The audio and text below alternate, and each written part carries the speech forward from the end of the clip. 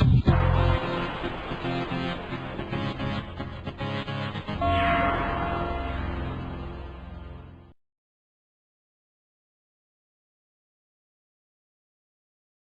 again, my name is Rodney Reynolds and welcome to another video review. Today is part 2 of the Danger Den RBX MAZE4 water cooling kit. First, let me show you how to install the RBX water block on the socket 462. First of all, take an awl thread and a nut and screw the nut on the end like so. Then take a washer and slip it down through.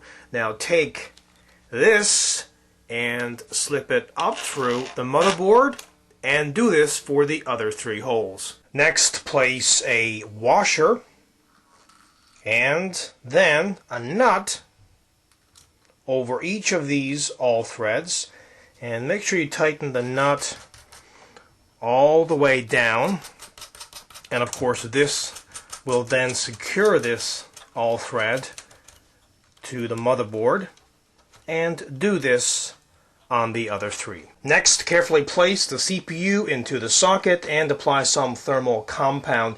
You also might have to loosen these 2 nuts right here, and that's to allow this lever to move freely. Once you've done that, of course, just snap the lever down to install the CPU, and if you had to loosen these, make sure you tighten them again. It's also recommended to install these anti-crush pads onto the CPU. Before installing the CPU water block, test it outside the system for about 24 hours to ensure that there are absolutely no leaks.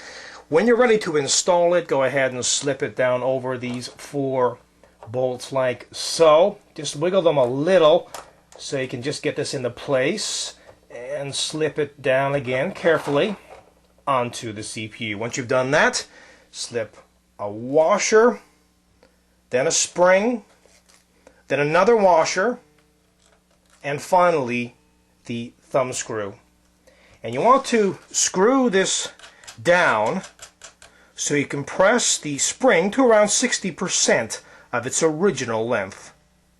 And do this to the other 3 as well. And this is what it looks like when it's installed. Now let's have a closer look at how to install the MAZE4 GPU water block on a video card. This water block will fit on most Radeon cards as well as NVIDIA products. I will be installing it on an FIC 9600 XT video card today. First of all, remove the cooler and then clean off any thermal compound that's left over on the GPU. Like the RBX CPU water block, be sure to test it outside the system for around 24 hours to make sure there are no leaks. Depending upon which video card you have, take the awl threads and screw them into the correct mounting holes. Before continuing, make sure that you have the GPU water block in the correct orientation. It's like so. The barbs are to the top. Then go ahead and apply a thin coat of thermal compound to the GPU and just push it through the video card like so. Next, take a nylon standoff washer and slip it down over the bolt. Then slip a regular nylon washer down over, then the spring, and finally the thumb screw nut. And again, you want to screw it down until the spring is to around 60% of its original size, and do the same thing for the other bolt. And when installed, this is what it looks like on the back and at the front. Very nice. Now, I recommend, if your video card does not come with heat sinks installed on the memory, go ahead and purchase some, because let's face it, you're overclocking the core, so why not as well overclock the memory. Remember, it's very important to test this setup outside your system for around 12 to 24 hours before you install it. That's to ensure that there are absolutely no leakage. Now, when connecting all the tubes to the different components of the system, you want to do it correctly. First of all, they include a number of plastic fittings for the radiator, as well as for the tank or reservoir, and a Y fitting here, which goes into the CPU water block. They also include some plastic clamps here. These go over the the tubes like so, and they snap together. This is just to ensure that the tube is not going to come out of the fitting. And be sure to install these plastic clamps on all the fittings. Now, how does the water flow in this particular kit? Well, it comes out of the pump at the top here as cool water. Will go then into the CPU water block.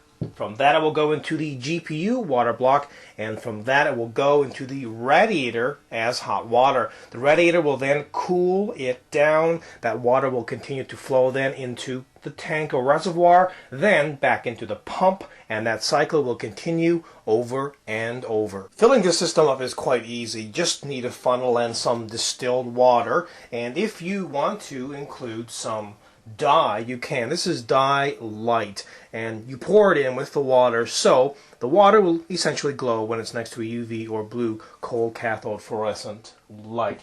One important thing to remember here is pour the water into the reservoir first before turning the pump on. This is very important, otherwise you could damage the pump. So let's pour the water into the tank or reservoir first. Just fill it up as far as you can without overflowing it, and then after that you'll need to turn on the pump just so it can pull some of the water through, and then you'll just keep pouring more water in until the complete system is full. So here you can see the pump trying to pull the water from the tank through the system, and again just keep pouring more water in until the system is completely full. As you can hear, this system is very quiet. The pump right now is the only thing that's on. It's virtually silent. Now let me just go ahead and turn those two fans on so you can have a listen to what this complete system sounds like.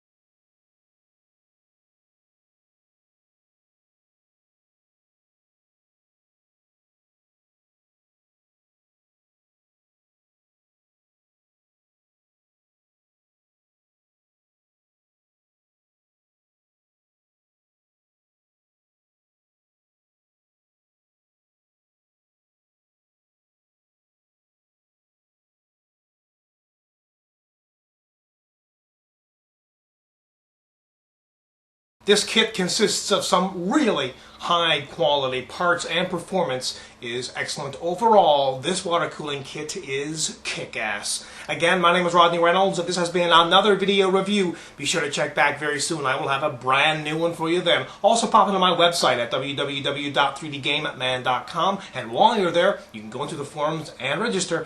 And remember, registration is completely free. Also keep in mind, you can find out a lot more on all of these products in the forum. And as a final note, if you love watching my video reviews, please help support 3dgameman.com. Until the next time, take care.